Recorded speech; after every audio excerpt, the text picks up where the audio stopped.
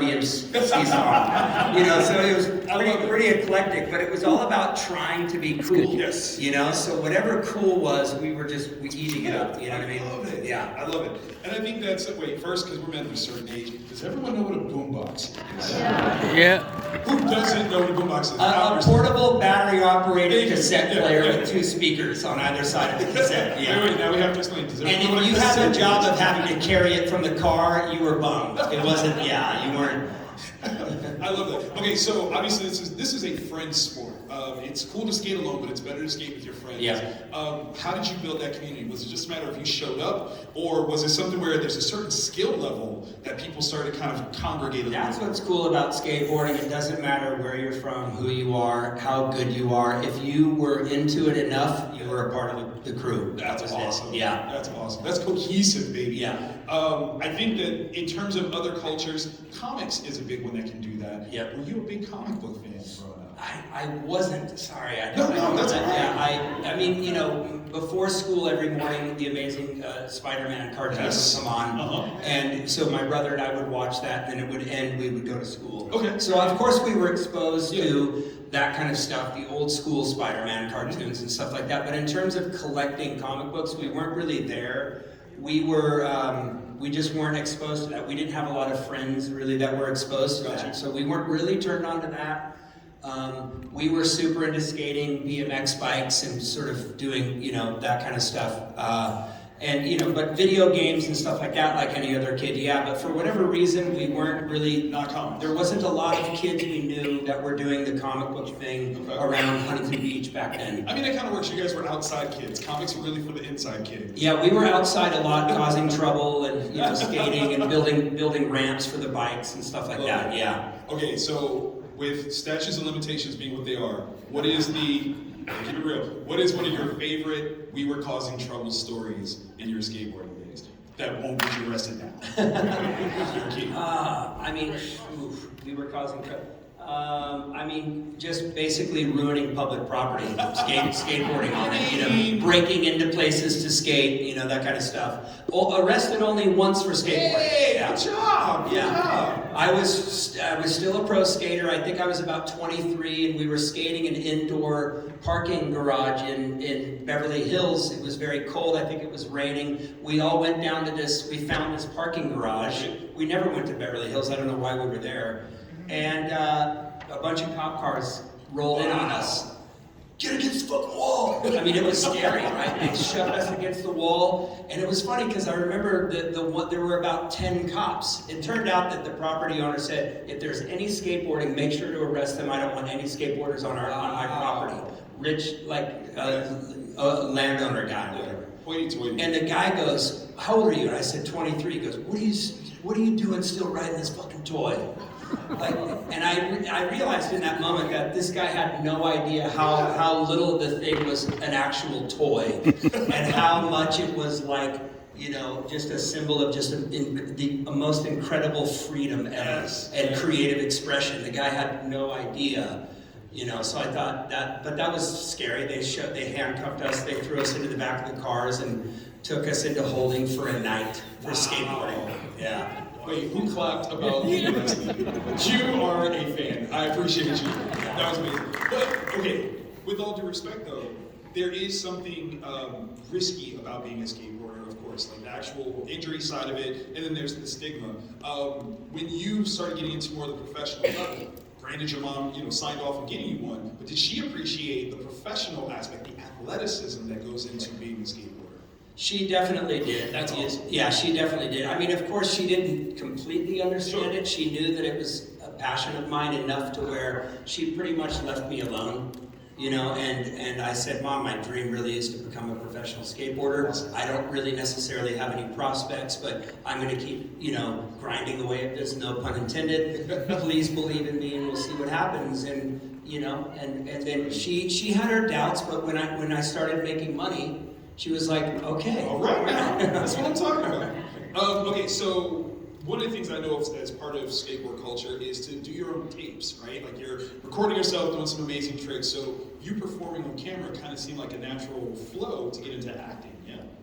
Yeah, for sure. I mean, I had gone through already the pressures of, you know, performing skateboarding in competitions in big arenas and stuff, which is incredibly nerve-wracking. Of course. Like really, really intimidating. And yeah, so that definitely helped, you know what I mean, for sure. But still, Mallrats, which was my first movie.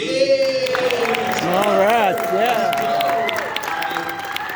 I thought, you know, okay, well, I've been in front of crowds before. You know, my first day on set, I noticed the camera guy, I'm seeing all the lights, you know, I pretty much shit my pants. It was unbelievably intimidating because I had never really acted before. It was my first movie. Kevin Smith really banked on me, hoping that I would, you know, come through even though I was really green, naive, I didn't really know. And so I was incredibly nervous on that set, yeah. Listen, you are the Captain Jack Sparrow, if you will, of the Mallrats crowd, because Jeremy was clearly supposed to be the love interest lead guy, but I think inarguably you stood out even as the best friend sidekick. So, am I right? Big shout out to Brody. You have to watch Mallrats obviously, with acting not necessarily being the thing Mallrats. that you led with at the time, how close to Brody were you as an individual? I mean, I was already enough of a smartass. You know what I mean? Like, I like to have a good time and mess around and punk my friends. And, you know, I had that kind of energy that was ultimately fun, you know? And so, but nothing could have prepared me for the work that it takes to memorize that much dialogue. Gotcha. And Kevin, as you Kevin Smith fans know, loves to fucking write dialogue. So that was a lot of work preparing for that, on top of having the nerves of having never acted before. Right? Yeah. So you step out on the set for the first time, you're seeing the caliber of people that are there. Yeah. How do you immediately click with everybody? Do you kind of partial off and kind of go, we're going to be in a bunch of things together, so I'm cool with you? Or is it all love amongst everybody right away? All love, and then me just wanting to get on everybody's good side, because I Smart was man. the new kid. You know what I mean?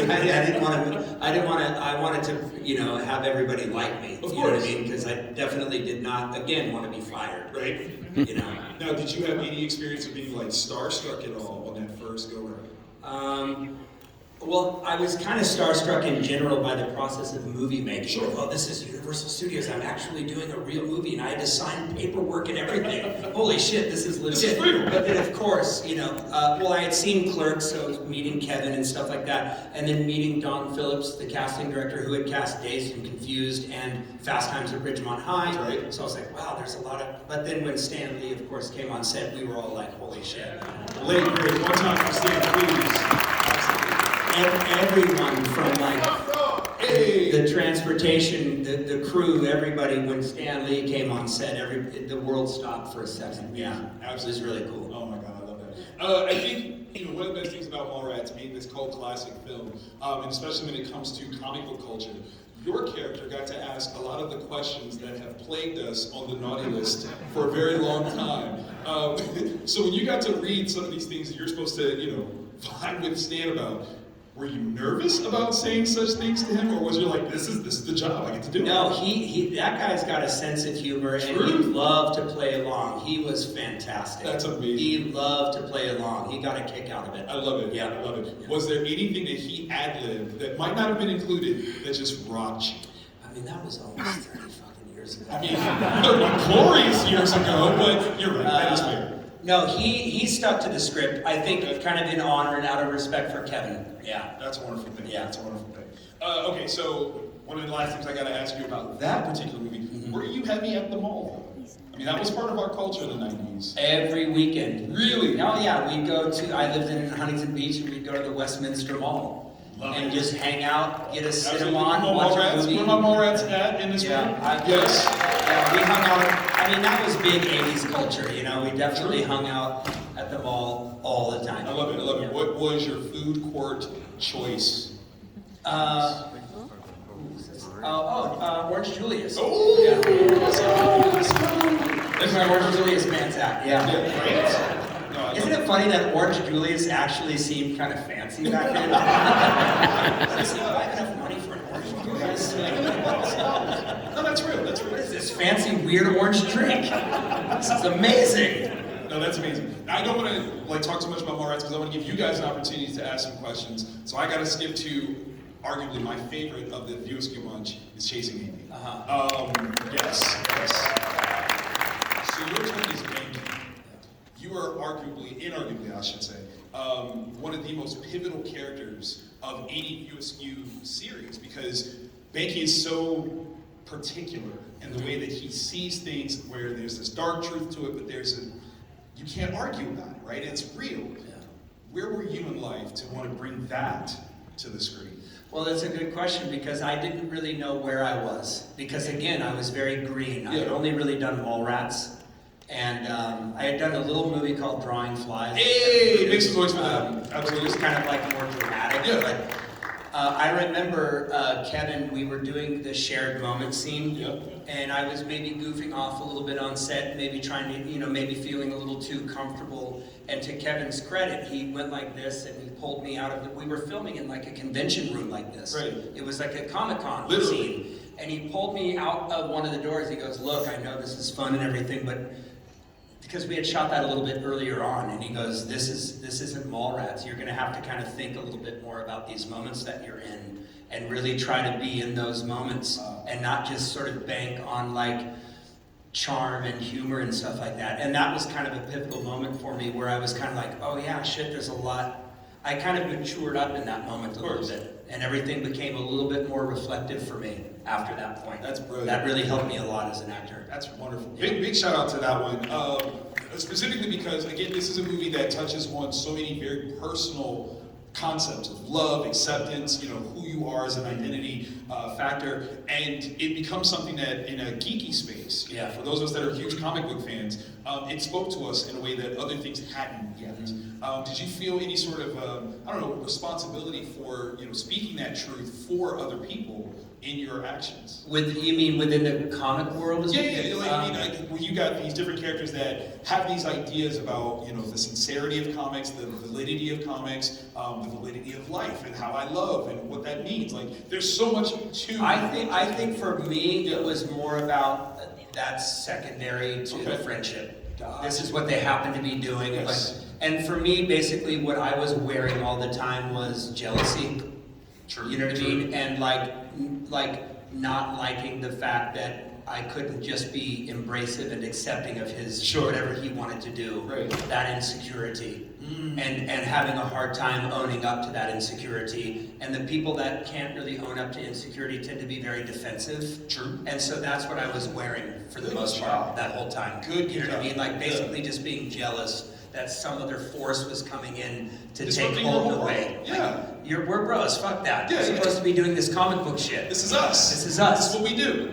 But didn't handle it in the best of ways. Gotcha. You know what Gotcha. I mean? So I had to wear all of that. Do you have a Holden McNeil in your life? Oh man. Like an everyday bestie. Somebody that you just, that's your partner in crime, good, bad, whatever, that's your guy. That would be my wife. Hey, Yeah, that's that a would good be my answer. Good answer. That's what I'm talking about. I love her. Okay, so I will move on to another one. Yep. My name is Earl. Yeah. This is such gas. Make some noise. This is a huge turn. You're going from movies to television, and you're carrying this series. It is heartfelt. It's charming. It's funny. Yeah. It's a little dark. Yeah. What made you want to take that role? I mean, you denied it, twice? I didn't want to do it because I didn't want to be on. I don't think a lot of people were doing like mainstream network television series at that point. I didn't want to do it, and I said no a bunch of times to Greg Garcia, the creator of the show. Yeah. Big shout out. And I was like, oh, do I want to be on a network TV show? Do I want to do 25 episodes a season? It's a grind. It's a lot of work. Right. I don't know. And then I just literally, I wrote down the pros and the cons on a piece of paper, and the pros were greater than the cons. Okay. I mean, So I ultimately signed on. And then Greg and we had in common a massive, massive love for Raising Arizona and the Coen. Yes. So we were like, okay, Greg is so not Hollywood. We shot outside of Hollywood in a shitty soundstage in Van Nuys, way out in the deep, dirty valley. And so we kind of created our own world, and it was away from everything, and we kind of just did our own thing. And we found our own style and of all, and it was just the right ingredients at the right time. And I'm unbelievably thankful that I decided to say yes, because that was some of the most fun I've ever had in my entire life. And Crabman and Andy and all the characters. The mustache. Crab man. Absolutely iconic. Yep. How did y'all determine that? That was my idea, baby. Really? Yeah. That's what I'm talking I had about. seen Magnum PI's mustache for long enough. It was time for a new motherfucking mustache on me. And I was gonna bring it. I was gonna bring that mustache. Me. Okay, so now I'm feeling like there's a little thing here. Okay, so Magnum PI is your model for the mustache. Wasn't that the last great It really TV was. mustache, It really right? was. But now I'm feeling like there's something with your son, Pilot Inspector PI. You did something there, and we didn't even see it this whole time. It's been okay. I see what you're a genius. I like it. But no, with this story, I mean, you're talking about karma. Yeah. And doing good and putting good into the world and kind of seeing what you can receive back. Is that a space where you were on a philosophical level? Absolutely. I love it. Absolutely. I'll tell a really quick story. I only started doing Comic-Cons last year. And I did one in Rhode Island, and it was my first time experiencing like meeting people, and like coming up to the table to get something signed, and them telling how much they love Mallrats, or I grew up watching this. And it's amazing to hear the stories because it reminds you of the value, the work you've done to other people. Absolutely. The value that these things hold to other people. And I get a lot of people talking about Earl, like I reflected differently watching that show. I had never really thought about karma before. I've gotten a ton of people talking about how they've made their own lists. Hey. And one in particular, and it literally brought tears to my eyes. I had to kind of go back behind my table for a minute and kind of breathe. But this really sweet, gentle, big bear of a man said, I really struggled a lot with alcohol and drugs and addiction. I saw My Name is Earl, decided to get sober because of that show, and I've been sober ever since 18 years. Wow. And I was like, and so had I not decided to start doing these events, I wouldn't be hearing stories like that, which are great reminders of how much the work can impact people. Of course. I think the thing I love the most about that is the impact was already there. It's just now, it's hit that karmic turn where you get to find out how impactful it was. And so if that's any help to you in life, For sure. I think that's a wonderful thing. Yeah, for sure. That's Absolutely. awesome. That's awesome. The relationships that you have curated through your career. Sometimes you get chances where people get to come back around. You get to do fun things. With Ethan, you had him in Mallrats, and then he comes back with Earl. Yep. What are some of like your hangout folks, the guys that you like get together that you met through work, but it built something far longer than that? I would say Kevin, Jay, Of course. Ethan, Eddie Steeples, who played Crabman. Hey, big shout out. Iconic character. Yes. Just goofy little guy. It's just unbelievable. And he started to do the cons, and Ethan has started to do the cons. So Crabman's doing the it's cons. always great to reunite with Kevin and Jay and those guys. But yeah, those guys are all like family, for decades now. I love it. I love it. Yeah. Now, you are a Renaissance man. I mean, obviously, you've got the athleticism, you've got the acting, photography. Yeah. What got you? Yeah, make some noise for that. Make some noise for that. Well, shooting videos, Yeah. shooting Super 8 and videos for the old skateboarding videos and stuff got me into cameras, and watching films and being really into cinematography and starting to buy cameras and to explore just kind of the visual arts and finding a lot of inspiration there. Mm-hmm. And once I got hooked on that in like 2001, I basically have stuck with it, and that's another side of the creative journey. Is the visual arts. Yeah. Do you have a favorite story that you've told through photography? Ooh, favorite story? Ooh, that's I don't know. That's heavy, man. Yeah. No, we'll I haven't had enough coffee for that. But I would just say, akin to skateboarding, just in general as an individual practice, it's unbelievably rewarding. That's awesome. You know what I mean? Like skateboarding, acting is so incredibly fun, but to have things also that are just one-on-one. You know what I mean? You're your own director, you're your own creative director. You know, just having skateboarding in that way, which is so individual. Yeah. And photography is the same. I need those outlets to sort of to stay like really hungry. That's awesome. Photography for that is that for me. Love it. Absolutely love it. I'm going to invite you guys to ask some questions. So we have two microphones. So we have one here, one on this side. So if you guys want to line up, so that way we can make sure we hear you. Can you line up? Is that all right? You good? Yeah, there's a microphone on this side and one on this side. We just want to make sure we can hear your questions.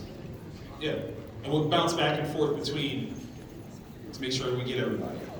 Hello, friend. How are you doing today? Hi. Hello. That's a hot mic. Yeah, absolutely. I'm Nate. It's gonna make a joke. We're on meeting. Jason, thank you for coming to San Francisco. Yep. First of all. Now, if you had a place to choose when you were maybe a little more spry and willing to injure yourself, where would you like to go skating in SF? Wow. Where would I like to go skating in SF? Yeah. It's like pick a hill that you want to. I mean, yeah, that's what's really cool about SF is anywhere. The hills really. I mean, of course, we used to skate at the Embarcadero back in the day. Hey. But yeah, just anywhere. That's what's so cool about San Francisco or New York versus LA, where you have to kind of drive to go skate. San Francisco always had that great energy. Leave the apartment, get on your board, and just kind of go. So in that way, wherever, absolutely. Awesome. Awesome. Great question. Hello. Hi. My girlfriend and I love My Name is Earl and Raising Hope, so I wanted to know, how did you like doing that crossover episode with everyone coming together? Smokey Floyd? Yeah, Smokey, yeah. It was great. I mean, listen, we were all devastated when Earl got canceled completely out of the blue, you know? And so the fact that Greg created Raising Hope and kind of kept that world going of his and getting to play in that world a little bit was kind of redeeming in a way, because again, we were devastated that Earl got canceled.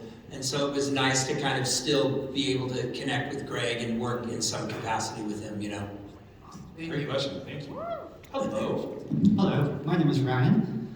I'd like to hear more about your experiences with Stan Lee. It doesn't have to be about Mallrats or Dinner for Five, but do you have a specific memory that you haven't told anybody about Stan Lee? I want you to bury your soul right now.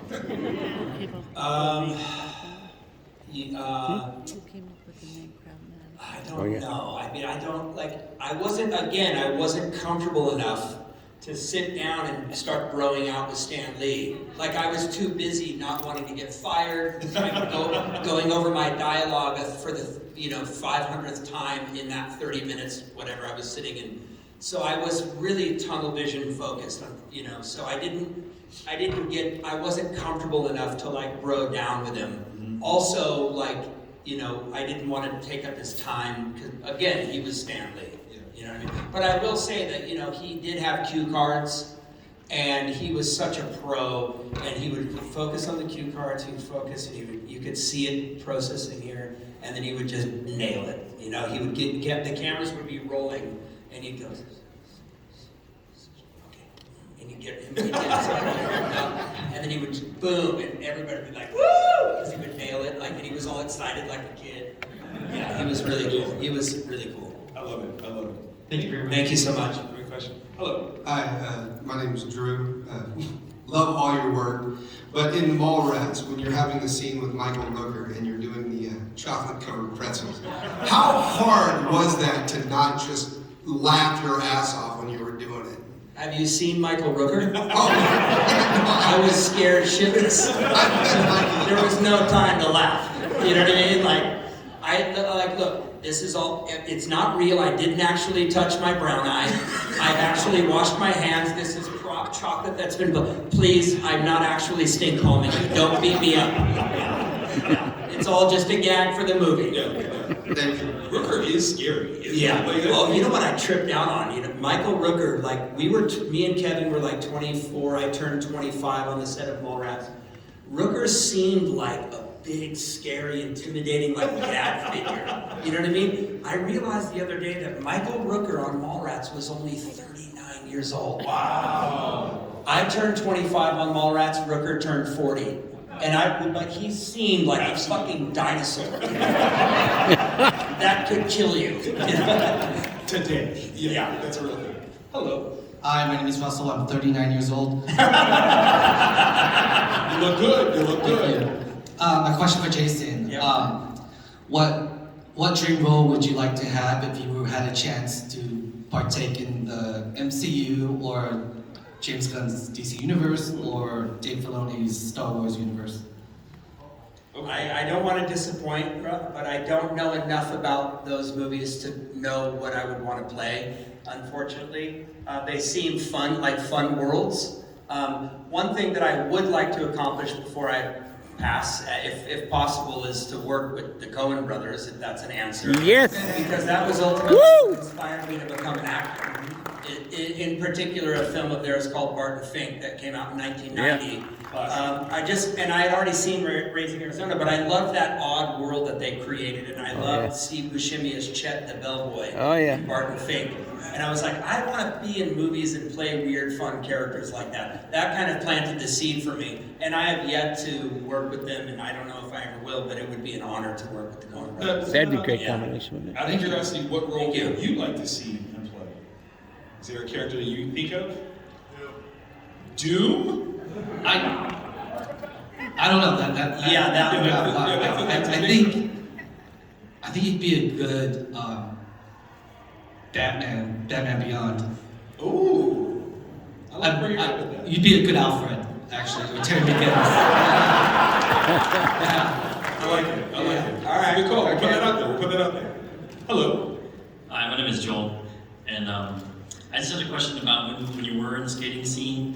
What sort of injuries or anything would you have possibly incurred in doing that?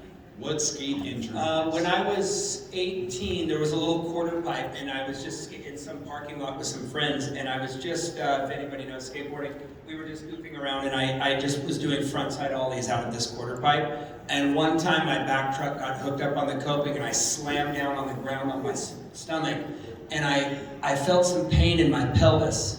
And I went to get up, and I felt this like warm, nauseating, grinding sensation in my pelvis.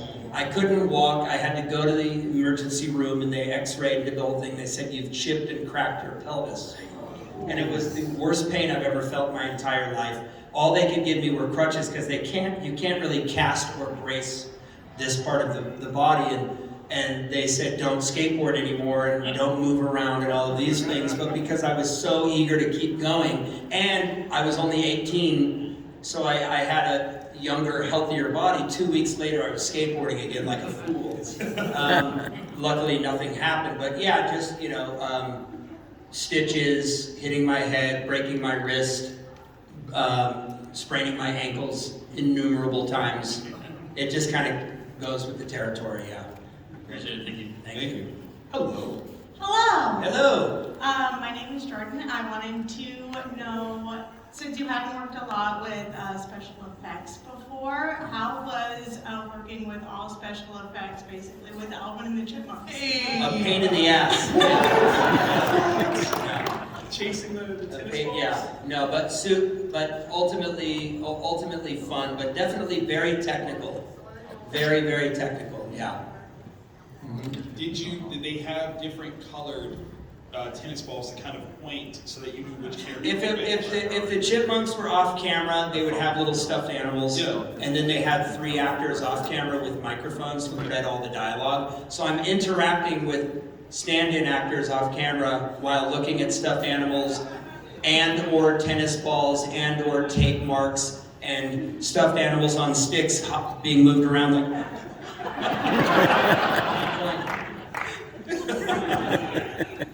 I love it. That's amazing. Were you a Alvin and Chipmunks fan? I had a Chipmunk Punk, that record that came out in 1980, yeah.